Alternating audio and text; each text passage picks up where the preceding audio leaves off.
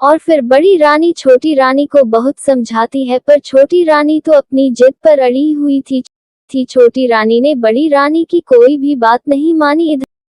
इधर महाराज अपनी सिंहासन पर उदास बैठे हुए थे। महाराज को उदास देखकर मंत्री ने कहा, महाराज आज आप कुछ परेशान से लग रहे हैं, क्या बात है महाराज? कृपा करके आप हमें भी बताएं।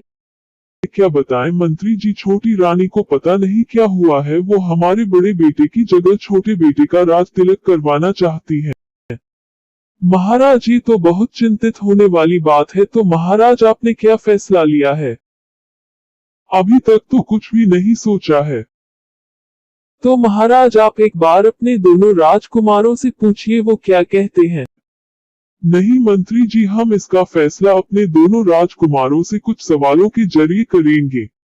जो हमारे सवालों का सही जवाब देगा वही यहाँ का राजा बनेगा। परंतु महाराज दोनों राजकुमार बहुत बुद्धिमान और ज्ञानी हैं, वो आपके सवालों का जवाब जरूर दे सकते हैं।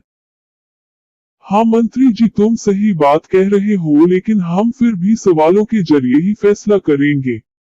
इधर मंत्री जी दोनों राजकुमारों से मिलकर पूरी बात बताते हैं। तभी राजकुमारों ने मंत्री जी से कहा, है मंत्री जी आप ज्यादा चिंतित मत हो, मैं छोटा भाई होने के नाते अपने बड़े भैया को यहाँ राजा बनाऊंगा।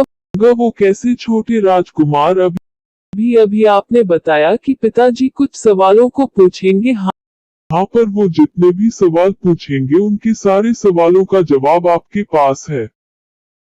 हाँ मंत्री जी, सारे सवालों का जवाब हमारे पास है, तो पर मैं उन सवालों का जवाब सही नहीं दूंगा।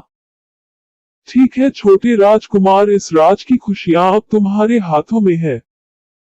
और फिर मंत्री जी वहां से चले जाते हैं। इधर सुबह हुई तब सारे नगर निवासी के लोग राज दरबार में आते हैं और महाराज अपनी सभा को शुरू करते हैं।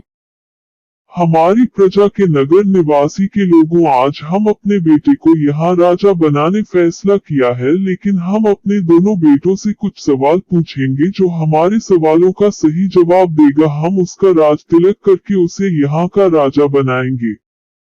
तो हमारा पहला सवाल है, अगर अपनी प्रजा के अंदर कोई शेर आ जाए तो हमें क्या करना चाहिए? हमें सभी लोगों को बताकर अपने अपने घर में दरवाजा बंद करके छुप जाना चाहिए। नहीं, हमें छुपना नहीं चाहिए, बल्कि हमें और उस शेर से मुकाबला करना चाहिए, उसे मर अपनी प्रजा से बाहर निकालना चाहिए। बहुत बढ़िया बेटे, तुमने सही जवाब दिया है। अब हमारा दूसरा सवाल, अगर अपनी प्रजा में कोई गरीब या भिखारी आ जाए तो हमें क्या करना चाहिए?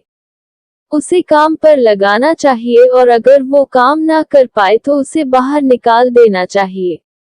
नहीं तो इस तरह में हम खुद ही राजा से भिखारी बन जाएंगे। नहीं, हमें उसे बड़े प्रेम से भोजन करवाना चाहिए और जहां तक हो सके उसकी मदद करनी चाहिए। बेटे, तुमने सही जवाब दिया है। मेरी परीक्षा में तुम सफल हुए हो। आज मैं तुमसे बहुत प्रसन्न हूँ बेटे। मुझे पता है कि तुम मेरी प्रजा को बहुत ही खुश रखोगे। आज मैं पूरे नगर निवासी लोगों के सामने तुम्हें यहाँ का राजा बना रहा हूँ। और इस तरह फिर राजा के घर में मनाई गई। दोस्तों, इससे आप लोगों को क्या सीखने को मिला है हमें कमेंट में बताएं। और हमारे चैनल पर इससे भी अच्छे कार्टून कहानी वीडियो देखने के लिए हमारे चैनल को सब्सक्राइब करें। और अगर आप लोग भी इस तरह का कार्टून कहानी वीडियो बनाना चाहते हैं तो हमारे वीडियो के डिस्क्रिप्शन पर हमारे दूसरे चैनल का लिंक है, उस पर क्लिक करें और कार्टून वीडियो बनाने का फुल कोर्स सीखें, बिल्कुल आसानी और फ्री में।